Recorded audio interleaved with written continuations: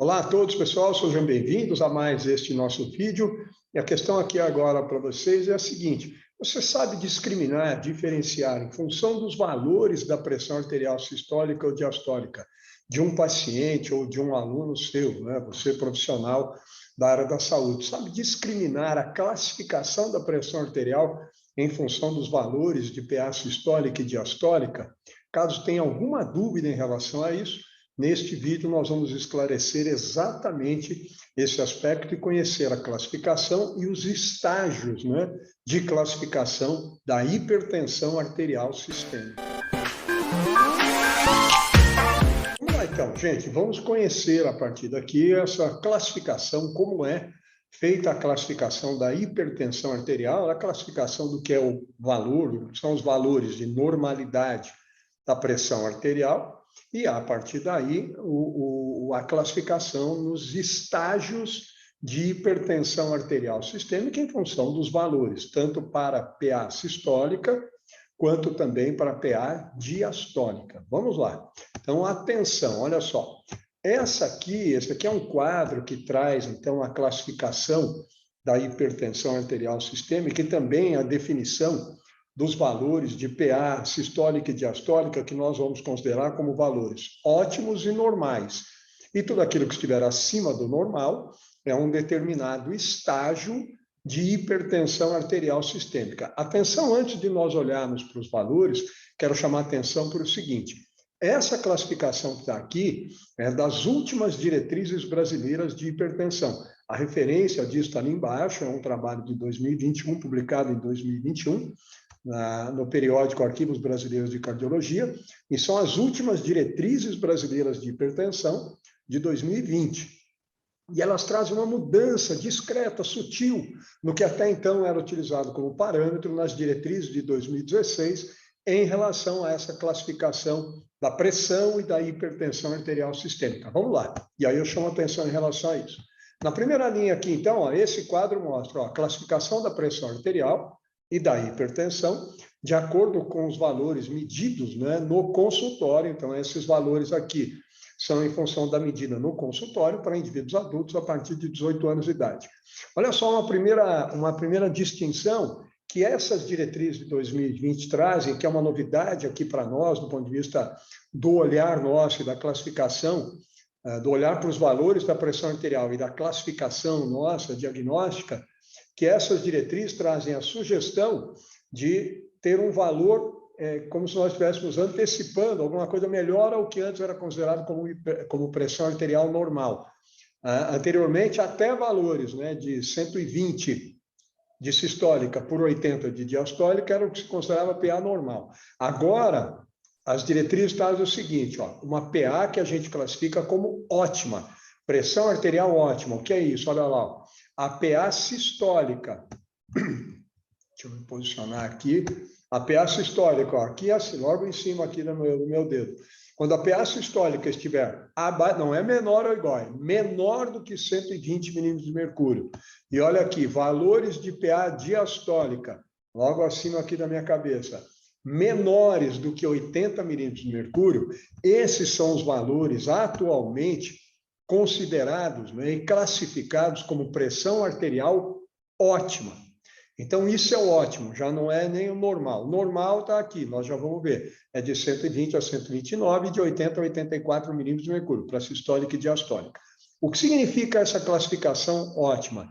Essa é a classificação que nós devemos buscar com os nossos alunos hipertensos, ou você que eventualmente esteja aí num quadro de pré-hipertensão, já vamos entender, ou hipertenso, ou que tenha apresentado algumas dificuldades e alguns problemas com o controle da pressão arterial. O valor a ser almejado, buscado, objetivado é um valor ótimo, porque acima disso já tem um mínimo de repercussões negativas da pressão arterial em relação ao funcionamento do organismo como um todo e ao desencadeamento, né, de alguns problemas crônicos em função da PA um pouco mais elevada. Então, vejam, o que antes era normal, hoje, né, nós entendemos que existe um valor ótimo, que é aquele valor que não promove nenhum tipo de agressão para os vasos sanguíneos como um todo e não oferece nenhum tipo de risco no médio e longo prazo para nenhum órgão-alvo.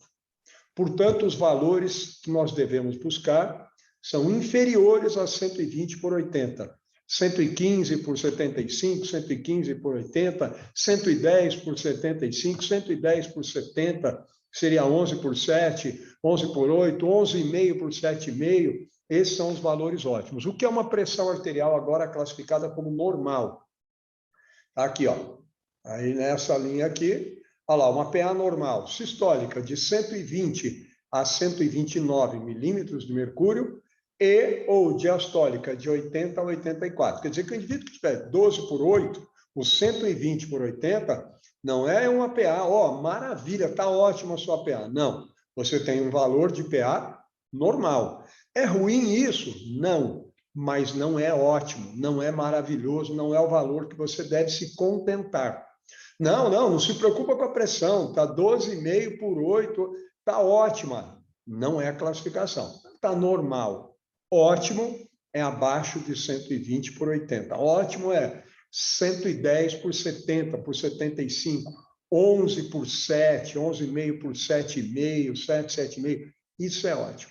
Então, a PA normal, 120 a 129 milímetros de mercúrio para sistólica e 80 a 84 milímetros de mercúrio para diastólica. E agora começam as condições de pré-hipertensão ou hipertensão. O que é, a partir daí, a classificação atual de pré-hipertensão? Olha lá, ó, valores de PA sistólica de 130 a 139 milímetros de mercúrio e ou PA diastólica de 85 a 89 milímetros de mercúrio. Então, se eventualmente o indivíduo tiver 130 por 85, que seria o quê? O popular 13 por 8,5, isso já é pré-hipertensão. Tem muita gente que diz, não, minha pressão está boa, tá 13 por 8, 13 por 8,5. Isso não é bom nunca. Isso já é pré-hipertensão. Normal é 120 por 80, 120 por 85, 125 por 85, que não é o ideal. É normal. Já discutimos. 13 por 8,5 jamais pode ser considerado ideal ou a minha pressão está boa. Não. Isso já é uma classificação de pré-hipertensão. E os estudos já mostram de maneira consistente que esses valores, e por que já é classificado de pré-hipertensão? Porque valores superiores a 130 por 85 já promovem, né, cotidianamente, e no médio e longo prazo já promovem lesões vasculares e no médio e longo prazo já oferecem maior risco de doenças cardiovasculares, doença renal crônica, acidente vascular cerebral, infarto agudo do miocárdio.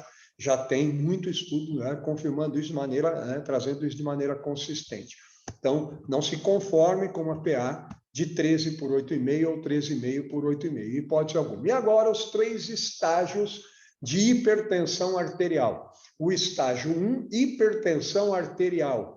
Estágio 1, que antes era considerado uma hipertensão moderada, né? São valores, olha lá, de pressão arterial sistólica, de 140 a 160 milímetros de mercúrio, ou, né, PA diastólica de 90, olha aqui, a 99 milímetros de mercúrio. Portanto, uma PA eventualmente de 14 por 9 já é uma hipertensão arterial estágio 1, que seria antes a hipertensão leve, né, e alguns 160 por 95, uma hipertensão moderada. 15 por 9, 15 por 9,5 é a hipertensão arterial estágio 1. Essa é a classificação que se usa agora, né? A gente já não usa mais o moderado, o grave, severa, gravíssima, são os estágios. O que é uma hipertensão arterial agora de estágio 2?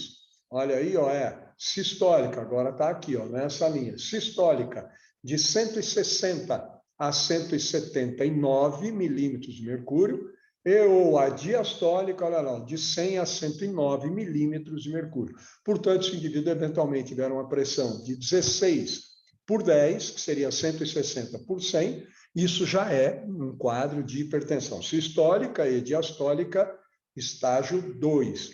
17 por 10,5, que seria 170 por 105, estágio 2. Hipertensão arterial, estágio 2. E o mais avançado, o mais grave dos quadros de hipertensão arterial sistêmica, na última linha aqui, a hipertensão arterial, estágio 3, que seria o quê? Uma pressão arterial sistólica maior ou igual a 180 milímetros de mercúrio, e ou uma pressão arterial diastólica maior ou igual a 110 milímetros de mercúrio. Isso seria aí no popular o 18 por 11. 18 por 11,5, que seria 180 por 110, 180 por 115, 190 por 115, 19 por 11,5, 190 por 11, 190 por 110, seria 19 por 11. Tudo isso é hipertensão arterial, estágio 3. Qual a importância? Então, veja inicialmente se você é hipertenso, se você trabalha com indivíduo hipertenso, com paciente hipertenso ou com alunos hipertensos ou tenham aí apresentado problemas com o controle da pressão arterial. Importante conhecer essa classificação e conscientizar os pacientes em relação às buscas, e essa classificação é importantíssima para o clínico, para o médico, porque isso também, a classificação do estágio de hipertensão, ou num quadro de pré-hipertensão, ou de hipertensão arterial no estágio 1, 2 ou 3, determina também o perfil de tratamento e o conjunto de intervenções em relação ao acompanhamento do paciente,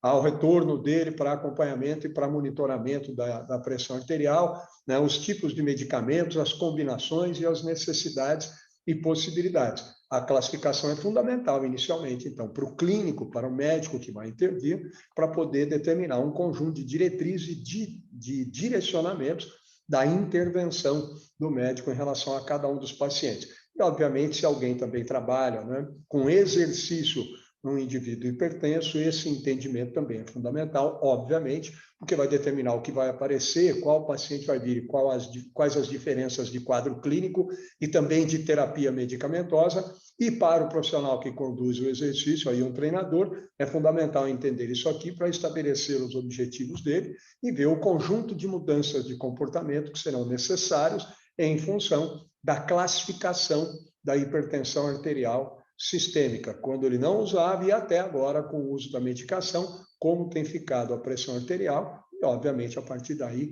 todo o conjunto de necessidade de intervenção e de mudanças de hábitos gerais de comportamento para estabelecer o melhor nível de controle de PA e, obviamente, trazer para os níveis de normalidade ou da pressão ótima. Então, essa é a classificação da pressão arterial e da hipertensão arterial sistêmica. Se você é hipertenso ou trabalha com hipertenso, espero que tenha ficado claro isso, e vejam aí todos os nossos demais vídeos em relação ao tema pressão arterial, estarão todos aí na descrição desse vídeo, para que vocês possam cada vez mais entender e dominar o tema pressão arterial e hipertensão arterial sistêmica.